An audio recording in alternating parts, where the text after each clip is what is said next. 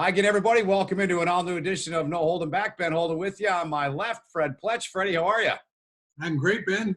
Good to see you, my friend. And at the bottom, happy to be joined today by Joe Bertagna, the former Commissioner of Hockey East, 38 years, the longest-serving NCAA Hockey Commissioner, Conference Commissioner in the history of the sport. Joe, great to have you with us today. And how are you doing, my friend?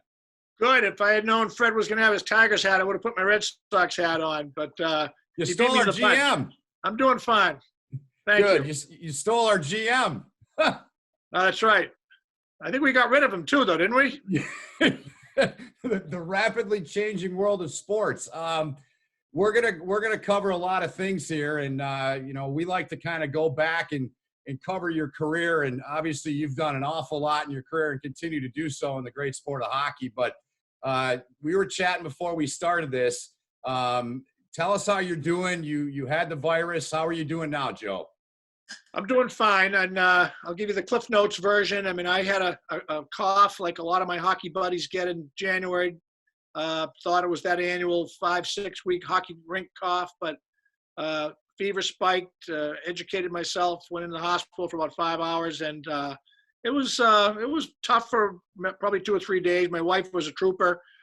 We think one of our 2 college students brought it home, and 4 of us got it. But now everything's fine. The cough's gone. Everybody's tested. We're fine now. So maybe we have a super immunity. Who knows? We can be the one you can invite to parties now because we've already had it.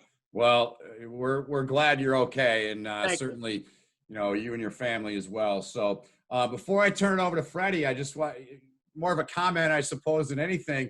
This is exactly how you drew it up, right? In terms of going out. I'm kidding, of course. A crazy way for you to finish as the Commissioner of Hockey East after 23 years, Joe, is it not? I remember it was I got a call from Bernie Corbett today, who's a kind of a radio personality out here. I know Bernie. And he was talking about dates and things of recent history and things that happened. And he mentioned March 11th. I said, Bernie, I think March 11th is the day that we canceled the tournament and everything was happening really quickly. And, I think when the NBA suspended their season and the NCAA announced they wouldn't have any fans, that was the same day. Yep. Those of us in college hockey knew that, we're going to be responding to people. We're not going to responding to situations. We're not going to be controlling our destiny. And once things started to develop, it snowballed. I mean, we were actually talking about single game and no fans and all these kind of minor things. And then the reality hit us. We're not playing our tournament. So I was going to have a nice little going away party at the TD Garden, and maybe we'll do it next year. But my circumstance pales in comparison to all the other things that were affected by this. I felt bad for all the athletes. I'm a guy who in 1 week in March of 1968 in a high school state tournament, my whole life trajectory changed because I had a big tournament. We won a championship. The referee was a guy named Bill Cleary, who a month later was recruiting me to go to Harvard. He was the freshman hockey coach at Harvard. And it was all because of a 5-game stretch in March, which this year, all those athletes at the college level, the high school level, different sports, didn't have their chance to maybe make their life trajectory change with a special performance. So that's who my heart goes out to. Absolutely. Freddie? Well, Joe brought up his spy days. Yeah. My modest. Were you a late comer to the goaltending position? I mean, it's changed now. Goalies have private coaches from the time they're 7 years old, but right. It didn't used to be that way. I was a chubby, slow-moving, quick-thinking defenseman on our freshman hockey team. He could play in the 8th and 9th grade, and our goalie went on to play for Montreal Canadiens. So this guy named Ed Walsh, he was one of a couple of backups to Dryden, along with Bunny LaRock and a couple of others. He left the public school system to go to private school, and a year later, I decided I could become a goalie. So I went from being a chubby defenseman to a perfectly weighted goaltender with one decision. And that tournament I talked to you about, I had been a goalie 16 months when Billy, would take the puck out of your glove with the referee. Hey, it's a great save, Joey, and then a month later he goes, "What do you have? You get pretty good grades. You want to go to Harvard." So I think it was a great story that couldn't happen now. I went to summer hockey camps. I put my name in at rinks. You know, I just camp out at a rink. Anytime a goalie didn't show in summer hockey, I'd play two games, 3 games, because I had to learn on the fly. And there weren't goalie coaches. I mean, goalie camps, you go to hockey school, they were letting goalies come for free. They needed goalies, and they'd make you do push-ups if you didn't stop the puck. I mean, that was the extent of the training. I'm in my 47th year of coaching goalies. I spent 6 years with the Bruins when the only other pro goalie coach was Warren Strelo, who was with Washington, fresh off his 1980 Miracles stint with Team USA. So now organizations have more than one goalie guy. They have an organizational goalie coach, then they have a minor league goalie coach, and the funny thing, I was talking to a fellow goalie coach the other day. I work with a prep school in New England. I go to these games now, and every goalie looks the same. They're all between 5'11" and 6'3". They drop in a butterfly. They lean into the post on this reverse VA. They're all the same, and they're all very good, and they have 93% save percentages. You look back when I grew up and watched Terry Sawchuk and Glenn Hall and Plant and then Cheevers and Tony Esposito and those names, there were a lot of personalities. There were a lot of different styles. They weren't cookie cutter. Over the past weekend, they had a lot of retrospective on Bobby Orr's goal 50 years ago on Mother's Day. And when they showed the highlights from that area, I'm watching with my kids, they go, Dad, the goalies look awful, because they were skinny. They were deep in the net. And we knew they were great in watching them in real time, but they look a little hard to believe now compared to looking at today's goalies. So your Harvard days, Ivy school education, obviously, was it kind of college hockey back then? The East was the East, the West was the West, and they met for the championship, basically. Yeah, it was a 4-team tournament. My sophomore year, we went to Syracuse, and it was Minnesota, Denver, Harvard, and BU. BU won it. There wasn't a lot of, we had Christmas tournaments when I played. So one year we were at St. Louis, actually, in the Checker Dome, and we lost to Wisconsin 2-1. I get to play against Bob Johnson. My senior year, we were out at the Olympia, no corners, like egg-shaped, like the old Boston Garden. And we won the Great Lakes tournament, which is one of my college highlights. I mean, we beat Michigan and Michigan Tech, and at the time, Tech was really a strong program. Al Renfrew coached Michigan. John McInnes coached Michigan Tech. So for me, as a kind of hockey historian and involved with the American hockey coaches, to have played against, Ned Harkness, Bob Johnson, the aforementioned Renfrew and McInnes and those guys, it means more to me now, I think, looking back than it did then. But there wasn't a lot of interplay. There were reputations that the West was tougher, and they called the game different in the East. You didn't play that much to know if that was true, but that was certainly the way people talked about it. And you didn't have all the media to know so much. I mean, you had to call what was the station up in the Upper Peninsula to get the scores, and Holden, yeah. Yeah, you call them, you get a recording, and I remember when I was with the '94 Olympic team, I used to call to get all the scores of all the Olympians. And Peter Laviolette was the captain of our team, and he played for Westfield State, and they had dropped hockey. So I always put a sign up in the locker room the next day with the scores, and always had to say Westfield State did not play. And the other thing I liked about the Wimple number is the guy couldn't pronounce Schenectady, and he'd say, and in Shenandoah it was RPI 2 and Union 1. And he didn't reference where the game was played, obviously. I'm fascinated by this stuff. I mean, obviously you said something that kind of made me think of something. I remember talking to Ron Mason. We all know Ron. I covered him when I was in news back in 98 to 04, Joe, in Lansing when he was at State, obviously. And, I remember talking to him about what it was going to be like when he retired and step away from the game. And, people would ask him, did you think he'd be, nobody thinks they're going to be a Hall of Famer.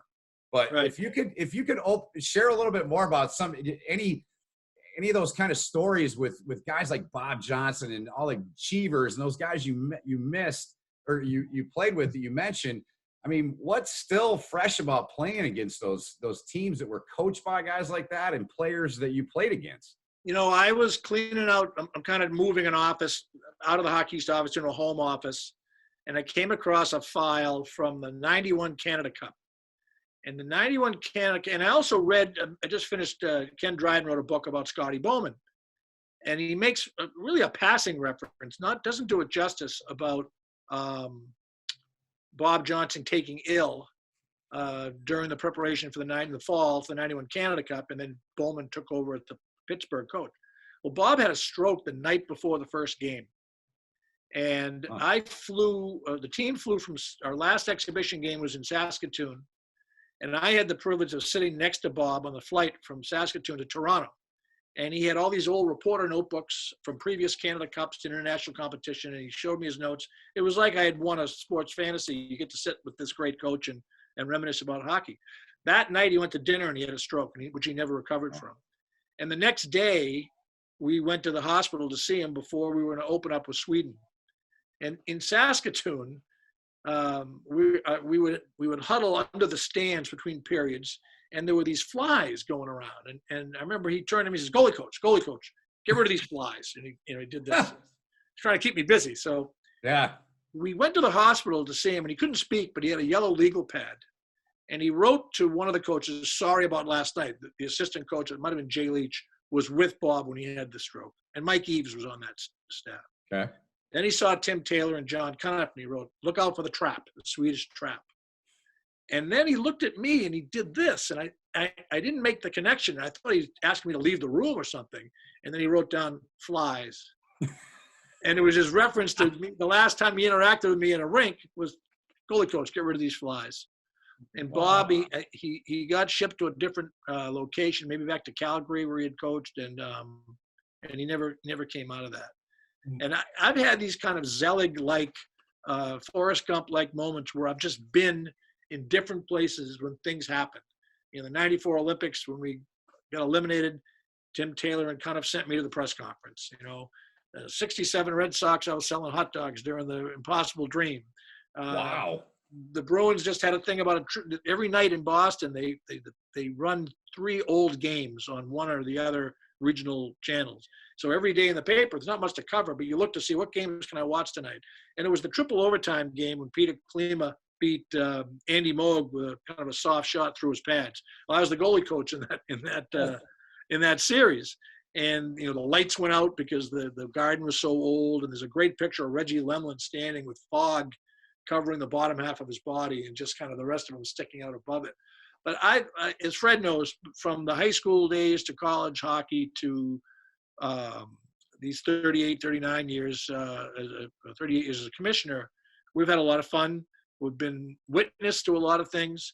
Fred, you can appreciate this. We had a call last week with Tom Anastas. I've heard about that. Yeah. Bruce McLeod, Steve Hagwell. So I don't know if he told you part of the reason we were getting on the call is many, many years ago when the NCAA had these committee meetings, you didn't have to go to Indianapolis for every meeting. Every other year you could pick a nice spot and go to Beaver Creek, Colorado, or Hilton Head. So one year we were out in Southern California, and the 4 of us geniuses decided we would go look for O.J. Simpson's house. So the 4 of us rent a car. We had no meetings this afternoon. We go to Brentwood, and we're driving around, and we're trying to remember what the address was because it was always in the news and on all that, gavel-to-gavel coverage. So I'm a smart guy. I decided I'll call home and ask my wife to look up OJ's address. Well, my wife at the time had a 5-year-old, a 3-year-old, and a 1-year-old, and I called during dinner and forgot the 3-hour time. Hey, honey, how are you? I'm hearing pots and pans and kids screaming and crying and dogs barking. What do you want? Can you look up OJ's address? The 4 of us are going on a little road trip here. I think she hung up on me, but we got the address, and the reason why we couldn't find it is somebody had bought the house that tore it down and changed the address so nitwits like us wouldn't be driving around the neighborhood bothering them. So we reminisced about that last week and the state of college hockey and the changes that have taken place and continue to take place from the days when we started. But one of the things I can say is the commissioners as a group have always gotten along great. We've got new people come and go. But I think we were all smart enough to know that the college hockey is not the player that college football or basketball is. So if we're fighting amongst ourselves, we're never going to get anything done. And from the early days with Otto Breitenbach at WCHA and Bill Began with the CCHA and my predecessors at the ECAC, it's always been a really good group that I've looked forward to. And that's one of the things I'm going to miss as I move on from my Hockey East position, is I don't get to kind of hang out with those guys and, more importantly, try to solve problems for college hockey. I love the piece you authored in College Hockey News, Final Minute of Play. And one of the stories in there was from your Bruins goaltending coach days. Somebody got hurt, didn't have time to call somebody up. So you, as the goalie coach, you also got on the ice as the... Oh, yeah, with Cam Neely. With Cam Neely. Tell us that one. So the Bruins farm team at that point was in Portland. It's an hour and 45 minutes away. And they could bring somebody in if somebody got hurt. But if somebody had a cold or they got a stinger off their thumb, whatever, I'd hang out with the coaches after a game, and I could hear them 4 or 5 times. So we might have to go with one goalie tomorrow. We had a couple of ex-college guys, like you read in the papers these days. But I'd always raise my hand and say, can I come on? Can I come on? So I was probably in my late 30s. And as I said in that article, if they scrimmaged, I actually could hold my own, because in a scrimmage, you can use your head and cheat a little bit. But if they're shooting drills, it's just, what do you got left, you know? So after practice, Neely stayed out and just wanted to toe drag, snap. And he put 8 shots in the exact same place between my thumb of my glove and my shoulder. To which he said, "Are you trying to stop these?" I said, "Yes, I'm a 38-year-old, somewhat obese goalie coach. I am trying to stop these." Put him, you know, I could have just moved, and maybe if he put him in the same place, he would have hit me in the head. But I had a ball, especially with the media, because I'd go out and I'd do just well enough to say, "Who's this guy?" You know, and take my mask off, and the Boston Globe, Boston Herald, and we'd all get a chuckle over it. But when it was just shooting drills, forget it. And as that story was a good example. So you were cheering. Did you follow the Mike Ayers? Were you cheering for? Yeah. Well, the E-bug, as they say. There've been a couple of stories over the last few years. One out in Chicago. This one was Carolina, Toronto, I think. But you know, pretty soon there'll be a pretty good club of these guys. Mike Milbury, when he was coaching in Maine, had asked me to back up one night, and I had a conflict. I couldn't do it. And then I read in the paper the next day that he got the guy pumping gas down the street who played at Northeastern and put him in for the last 5 minutes. And Eddie Arrington had 5 saves. And I said, geez, that could have been me. I could have had my first, I'm assuming I would have stopped the 5 shots. If Eddie did, maybe I would have made 3 saves. And it allowed 2 goals in my American League debut. But never got a chance to go beyond my half season with the Milwaukee Admirals. That was my pro beginning and end. Well, but before the Big Ten hockey started, NCHC, the last big culture or landscape change in college hockey was the ECAC and Hockey East. Take us back to that and how Sure. that all played out. So depending who you read, people will say, well, the Hockey East teams broke away from the ECAC. The Hockey East teams would tell you that the ECAC was going to restructure and not invite certain teams. So it was a preemptive strike. And as I understand it, the Ivy League presidents were concerned, this was back in the mid-'80s, the Ivy League presidents were concerned that a number of cases coming across their desks of athletes having academic trouble, that there was a high spike in ice hockey players. And they felt, you know, the Ivy coaches must be recruiting to keep up with the Joneses. And back then, there was one big Eastern League, the ECAC. They didn't have common schedules. The standings were kept by percentage. At the end of the year, they had a committee that would subjectively pick teams. The Ivy presidents got together and started to cherry pick which other schools they thought had similar academic interests. And in those conversations, BC, BU, New Hampshire, a bunch of them were not being included. So Lou Lamorello, as a man of action, said, I'm not going to wait to see how this shakes down. We'll go do our own thing. And I've looked at the minutes of those meetings. And originally, Clarkson and St. Lawrence had agreed to go with the original 5 teams, which was BCBU, Northeastern, Providence, New Hampshire. But somehow the presidents got involved and said, you know, we'd rather rub elbows with Ivy schools. Clarkson and St. Lawrence stayed with the Ivies. Maine and Lowell were added, so Hockey East got a start with those 7 schools. And the big news of it, not only was there a split in the East, but Hockey East was very aggressive. They had a marketing firm out of Providence. They had Nesson was born the same year Hockey East was born, so they had college hockey on television, which was not common back then. And maybe most dynamic was they did the interlocking schedule with the WCHA, where they would play every other weekend. Either half the league would go west or half would come east, and the games counted in the standings. So the Hockey East versus WCHA games counted in each league's standings. If you listen to Jack Parker and some of the others that were part of that, they said it was a great idea, except after a while the fans wanted to see certain schools but didn't want to see the other schools. And I'm sure that went both ways, that the teams out west wanted to see Boston College or Boston University, but maybe didn't want to see Lowell.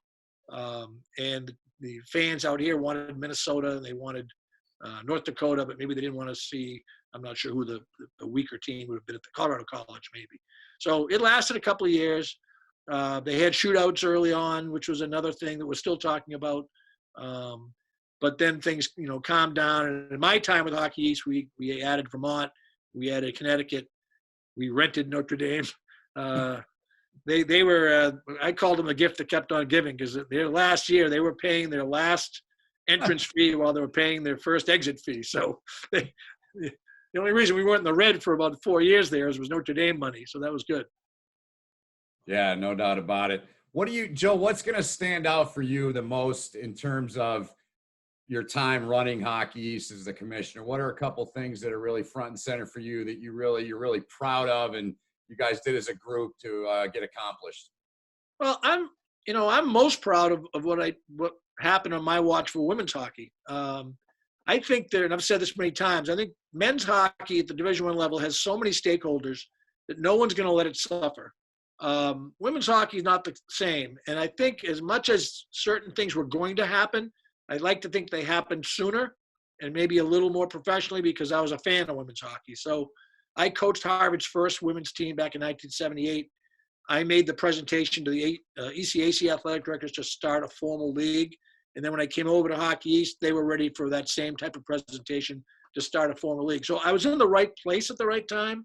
And I want to believe that my interest in women's hockey allowed those things to maybe happen a little bit sooner. The men's hockey, I've seen so many changes in we have a lot of schools in Hockey East that don't have football. They've dropped football. So it elevates the importance of hockey. The money that the schools have devoted to be successful in hockey has grown and grown and grown. You see it in the salaries the coaches make. You see it in the unbelievable facilities that our schools play in. Marketing and the use of media. I mean, I got into the job because I was a hockey guy. They probably don't need a hockey guy anymore. They need a media guy. And just this past year on my way out, we did sign our most lucrative media contract, a combination of Nesson doing some over-the-air regional television and CBS Interactive doing streaming. So that part of the game has changed. On the ice, it's still an exciting game. The goaltenders dominate maybe even more. I'm on the voting committee for the Richter Award, and they give you 10 names of guys. They're all between 1.7 goals against and 2.2, and their save percentage is between 925 and 945. I mean, really, and you got to pick one guy. Right. I looked at some old stats recently. One of my proudest performing moments is there was a 12-year period with the lowest goals against average in the Ivy League. 11 years they were Cornell guys, and 1 year it was me. But our numbers were, above 3 goals per game. And if you had 89% save, you were pretty good. Then you look at Ken Dryden's 3 years at Cornell, and his numbers back in the mid-60s are what the numbers of the goalies today. And he didn't have all that equipment that made you look like the Michelin Man. So the goaltending dominates. The games are still exciting. I think the one thing that's a disappointment that I've seen in 38 years, the women's game is a lot more like our game was. And what I mean by that is you go watch a women's game, you can see who the best player is. You can figure it out pretty quickly. The difference between the first line and the best player in the first line stands out. You go to a men's game, and some nights you got to work real hard to identify the special players, because they're all big, they're all strong, they take 40-second shifts, nobody gets tired, and nobody has much time to make a play. And the women's game is slower enough that they have time to make plays so the best players can make those plays. Ben Smith, who's a former Olympic coach for the women and a scout for USA Hockey. He's been advocating for years to cut the rosters to 15 guys, play 3 lines, 2 sets of defense, maybe have an extra player. And I kind of laugh at him and say, hey, those of us that are trying to build the game, we need 22 guys in uniform. We need to create some interest and more sticks being bought and more people want to watch the game. We don't want to shrink the number of people that are playing. But his point is, I don't want to see the 4th line. I want to see the first line come out over the boards. I want to see guys play when they're tired, because when they're tired, they make mistakes. When they make mistakes, goals are scored. If everybody's fresh and healthy and they're running 4 lines at 40-second shifts, a lot of times nothing happens out there. There aren't any 2-on-1s. There aren't odd man rushes. Now, he's an old-time advocate of certain things, but we get together every month and have a donut and talk about hockey, and that was his last appeal was shrink the bench. So that name is familiar to me in the sense that I worked with David Quinn for 2 years. Oh, there you go.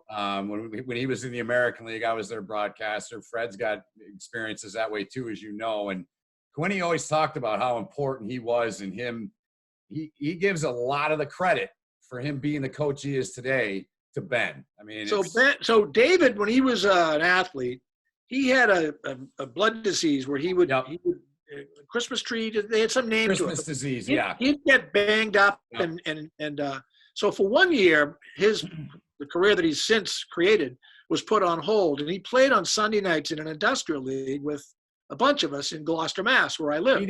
He didn't tell me this. Go ahead. I'm loving to hear this. I can send you pictures of Quinny helping me out in front of the net, but the average age of the league was 25, and the average age of our team was maybe 45.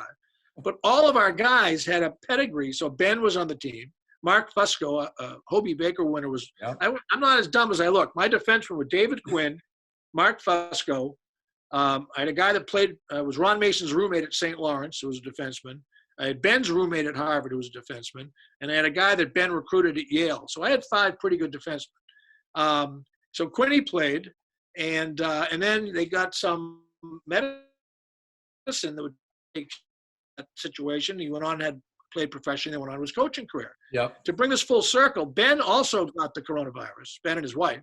And he feels he got it because he went down to New York City the first week of March to see 2 of Quinny's Rangers games. Oh, wow. And, where's the hotbed of infection at that point was New York City, and we didn't know that at the time. Yeah. So we haven't had our donut. It probably helped my health. We haven't had our monthly donut and talked hockey, but we did have one phone call and compare notes on the virus. Let me give another story about Ben Smith. A very unassuming guy. You meet him, and grew up in Gloucester, Mass, still lives in Gloucester, Mass. I moved there from my Arlington, Spivey Ponders days. So Ben's father was known as Senator Smith because he went to school with John F. Kennedy. When Kennedy was elected president in 1960, he had 2 years left on his Senate seat. And he did not want somebody to take that position who might get used to it, because they wanted to keep the seat warm for Ted Kennedy, who at that point wasn't old enough to run. So John F. Kennedy named Ben's dad U.S. Senator. He kept the seat warm for 2 years. When the term was up, Teddy ran, and he kept the seat for, 40 years or something like that. Something like that, yeah. So there's a little bit of politics in Ben's history as well. That's awesome. Mr. Smith goes to Washington? To Washington, exactly. That's Ben's dad, right? Yeah. So, right. Joe, I know, again, from this final minute of play, not a pandemic, but tell us the measles story. Oh, so my good associate, Kathy Winters, who's also leaving Hockey East this year, we realized we bookended our 27 years together between measles and coronavirus. So what happened in 1989, 90, in that period, was that the ECAC and Hockey East, they're about 4 years into their split. They were splitting the crowd in the Boston area. Nobody was drawing well. And so we got this idea we called Hockey Fest. We would talk to the Bruins if they would keep the building available 3 nights in a row, which was not a small ask of the Boston Garden, because when you have 2 pro tenants, in Detroit, I remember when we used to do those senior all-star games, the Pistons played at the Palace of Auburn Hills at that time. And obviously the Red Wings were at the Joe, but at the Garden, they had both the Celtics and the Bruins. They had college hockey, they had high school hockey. So giving up an extra weekend day to go to Harry Sinden and say, can we have Friday, Saturday, Sunday, and would have the ECAC semifinals one night, Hockey East semifinals one night, and then the next day, instead of a final consolation, we'd have 2 championship games. And what hockey fan in the Northeast wouldn't want to come to see two champions crowned the same night? So we put it into motion, and all of a sudden there was an outbreak of measles on the University of Maine campus. And Maine was coming into its own back then with Sean Walsh. And the Massachusetts Board of Health said, well, you can have your little tournament, but anybody that comes down from Maine is going to have to show a license and show proof that they've been vaccinated. And we realized we're not going to have people at the door holding up these lines with show us your papers. So the Hockey East had to go over to BC and play their tournament. The ECAC stayed at the Garden, but we had 4 teams from New York playing on a Saturday, Sunday. And we had about, I think each rink had 3,200 people, whatever it was. So we had it one more time, and we got 12,000 people at our final. And it was a great final with Sean McGeckern scoring an overtime goal to beat, BU beats Maine. And I remember, it's good now that I don't have the job that I used to have, because I can tell stories I probably wouldn't tell. But I remember that night, Sean Walsh, he was complaining about the officials, Boston-based officials. And you know what? Now that I remember the whole story, I can't tell you the whole thing. But there was a scene on the ice where the trophy was presented to BU, and if you look at any old film, poor Stu Haskell, the commissioner, is getting browbeat by Sean during the ceremony, and it was all about officiating. And I want to tell you a good story about Sean too. Sean was a rogue in his time, and there were recruiting violations and this and that. But he was voted Coach of the Year multiple times by his peers because they had such respect for what a coach he was at every phase of the game, from recruiting with Grant Stanbrook to game preparation, in-game adjustments, to the team peaking at the right time at the end of the year. I mean, he did everything. And he would call me the Monday after our weekend championships with observations. Not, some people call it a complaint. He would call and say, hey, I had an idea. Could you put the team, when they come on the ice through their bench, their fans should be opposite them instead of behind them like you have them as a team side. They should be on the other side. So when the team comes on, they would get such a jolt of energy and enthusiasm from seeing their teams. And he'd have 9 notes like that. And one year when we had that senior all-star game in Detroit, and we had the Michigan State staff, we had Dave Carrier, and we had who was the other guy? Tom McGee? Yeah. Yep. I named Sean to be the coach. And somebody had some critic. Why would you give such a perk to a guy like that who broke rules? I said, well, number one, his wife and kids still live in Michigan. And he would take it seriously. The other guys would be, all right, do I get a free trip to Detroit? I don't want to go to Detroit.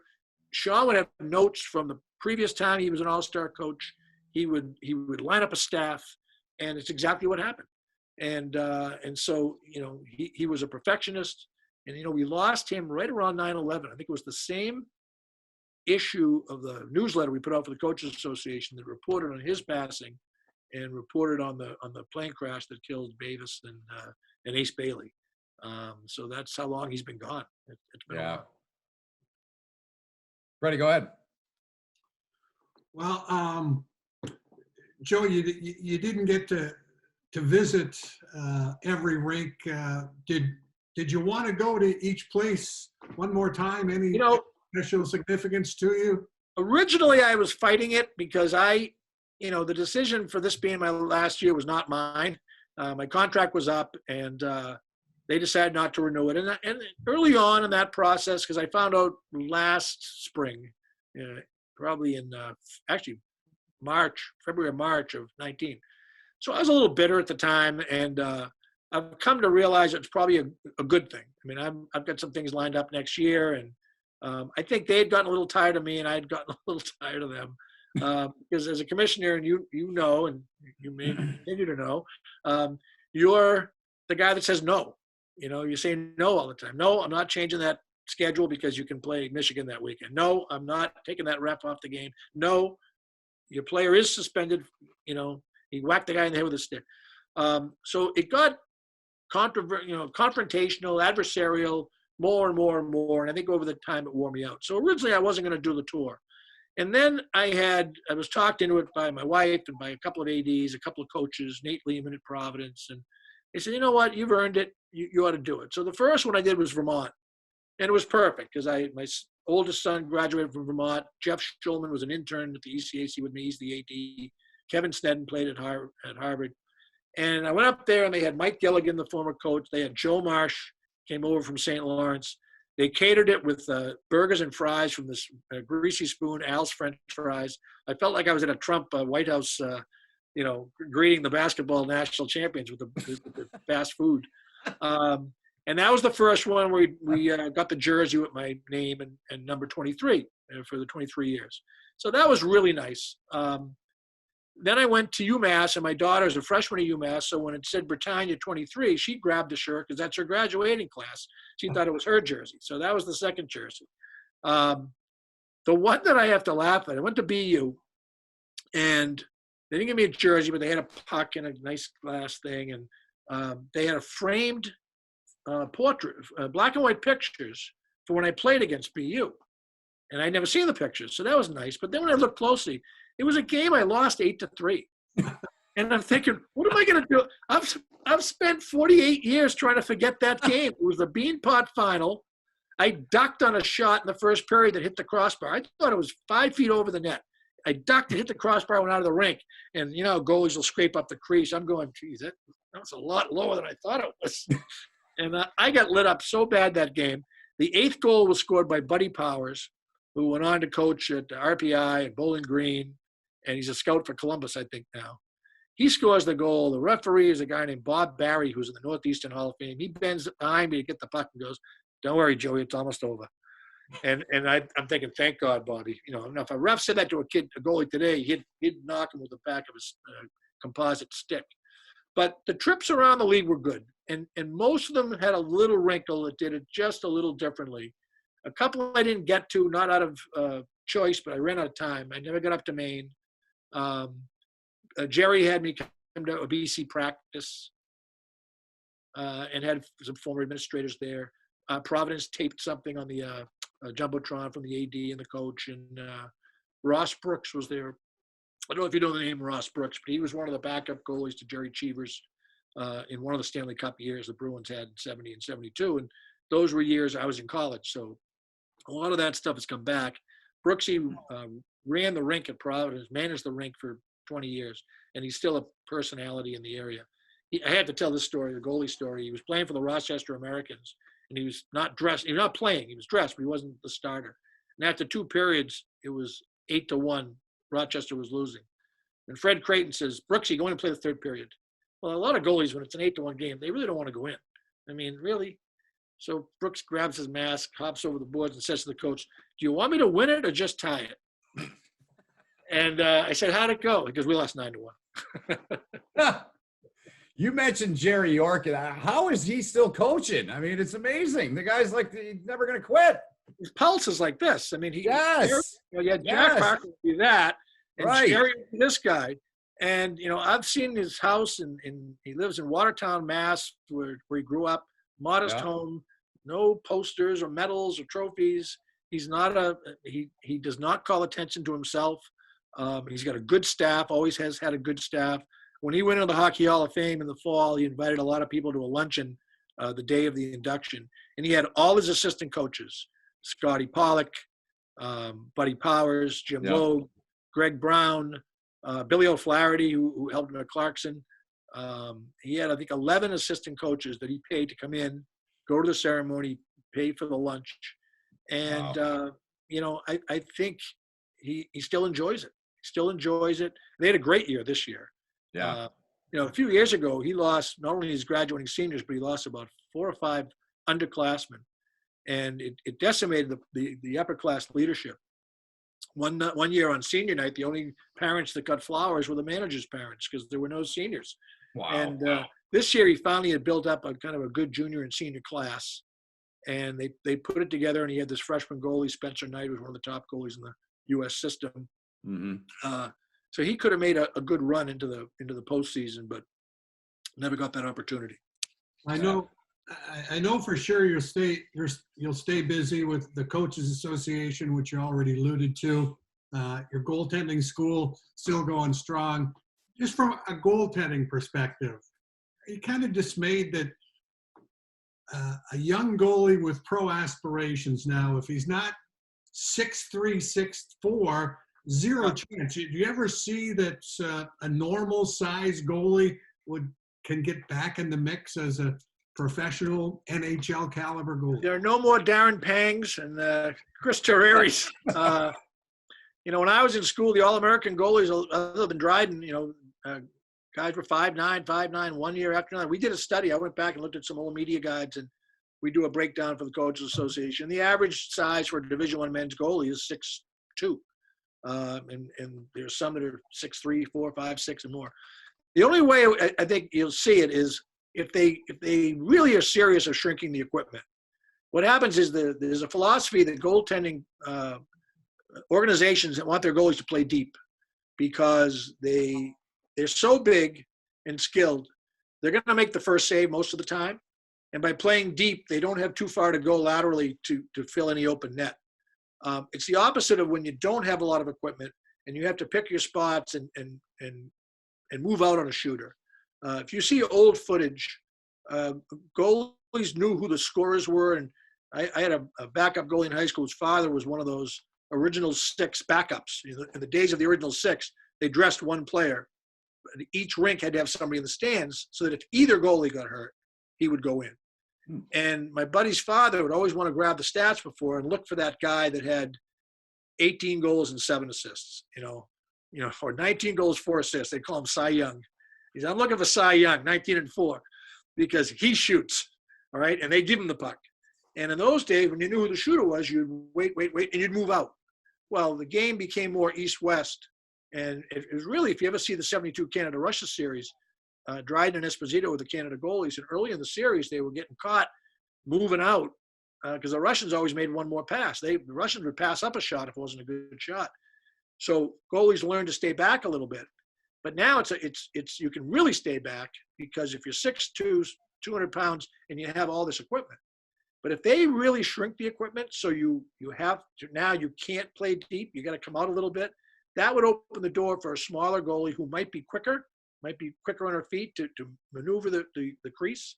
But as long as they allow them to have, particularly the upper body stuff, Mike Murphy came to the rules committee meeting a few years ago and had they used an infrared device to show a goalie and see where his body actually is inside the equipment.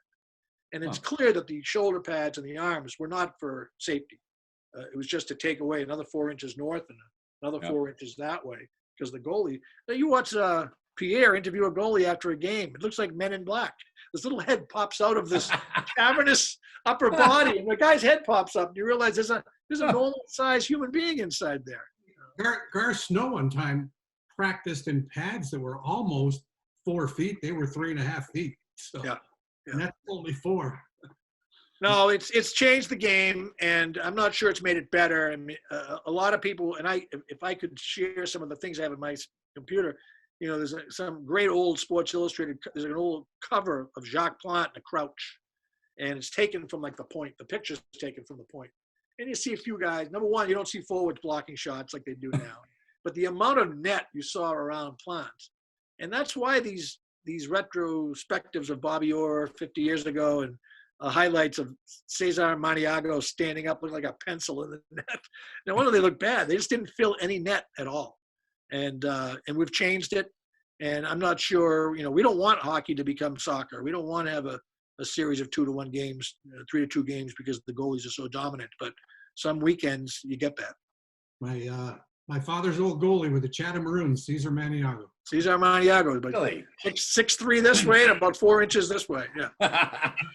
So, Joe, you mentioned Bobby Orr. So you got to. I mean, that's one of the most iconic moments in the history of sports, let alone Boston sports. Where were you at when that happened? I was at 101 Brentwood Road in Arlington, Mass. It was Mother's Day, just as it was this weekend. It was about 85, 90 degrees. It was a warm May day. And the Bruins used to practice at Harvard. So a couple of times when they won cups in 70 and 72. That was my freshman and junior years. We'd sneak on the ice, take a couple of shots until their trainer would worry about insurance and shoo us off. One of the pleasures in life, in hockey life since then, is I've gotten to know Bobby Orr. And I decided many, many years ago I would send him a season pass. And I had, coaches and guys say, what are you doing now? He's an agent. He's encouraging kids to go to junior hockey, And I said, well, I've talked to him. He encourages kids to go where he thinks they should go. And I don't think Bobby Orr should have to wait in line to buy a ticket if he's going to go to a college game. So especially in Boston. Right. So for the last 15, 20 years, this little routine happens where I mail him his pass. The last few years, I've mailed it to his son, Darren, who lives in Vermont. And then within a week, I get a phone call from Bobby Orr thanking me for the pass every year. And we have interns that change each year. So I always look forward to the intern walk down the hall to my office and say, Joe, there's a person on the phone says it's Bobby Orr. I said, well, you've just talked to a great hockey player because it's either Bobby Orr or it's Billy Cleary saying he's Bobby Orr. So either way, and it's more often than not, it was Bobby Orr. So we'd have about a 5-minute conversation. He's as nice as everybody says he is. This year, when I sent the pass to his son, Darren, I sent an email saying, Darren, just so you know, it's my last year with Hockey East. You and your father may not get this in the future, so this may be the last one I send you. Within an hour, I got a call from Bobby saying, I just heard that you got let go. You got my cell phone number. Call me anytime you want. And I'm not going to abuse that privilege, but it's nice to know I got Bobby Orr's number in my phone. That's awesome. That's great. He's so nice. And we did the first time we did outdoor hockey at Fenway Park. I know that Fred was, I think, probably part of the first outdoor college games in Michigan. But we had a kind of the night before the games, Ruzioni or kind of Boston hockey royalty was there. And my wife is not one to be flustered by celebrity. She's kind of tough. But Bobby Orr went over and took her arm and escorted across the ice because it was kind of chippy. It was almost too cold for outdoor hockey. And it's the first time I had seen her go weak in the knees that because Bobby Orr had carried her across the ice. He has that effect on people. They did a nice feature the other night with Orr, Sanderson, Cheevers, and Esposito. Just sitting around a table telling stories. And he's aged the best, I think, of all of them. But I read recently, this winter he's had 2 more procedures on his knee and I think 1 on his shoulder. So I don't know. If they had arthroscopic surgery back then, how many more years he might have played, it would have been special. Yeah. Yeah, really just a shame what happened to him to leave Boston. Right. Alan Eagleson. Yeah. He's still a villain, I'm sure, Alan Eagleson. Yeah. That's where that he withheld that the Bruins had offered Orr a piece of the ownership of the team. Piece of the team, yeah. And Eagleson didn't tell Orr because he wanted to deliver him to Wirtz in Chicago, which he did. Yeah. Wow. Awesome stuff, Joe. Freddie, how we feeling, man? You good or? Obviously, we could do another hour, but yeah. Call me back. We'll do part two next week. I mean, Joe, I've obviously known who you are for years, but I've never had a chance to talk to you, and I mean this sincerely. This is one of the funner ones we've done, Fred. I mean, they've all been great, but I mean, the stories, Joe, are awesome, and I want to wish you the best in whatever your next move is, and really thank you for doing this because this was a heck of a lot of fun for me. Freddie? Yeah, just good seeing you again, Joe, and all the best. I know you'll be turning out more prospects from the goalie school. Well, if hockey's the way I think it is, our paths will continue to cross. So thank you, guys. I've enjoyed this. You too, Joe. That's Joe Bertagna. He has been our guest today on a great episode of No Holding Back. For Freddie, Ben, thanks so much for watching. We'll see you next time with an all-new edition.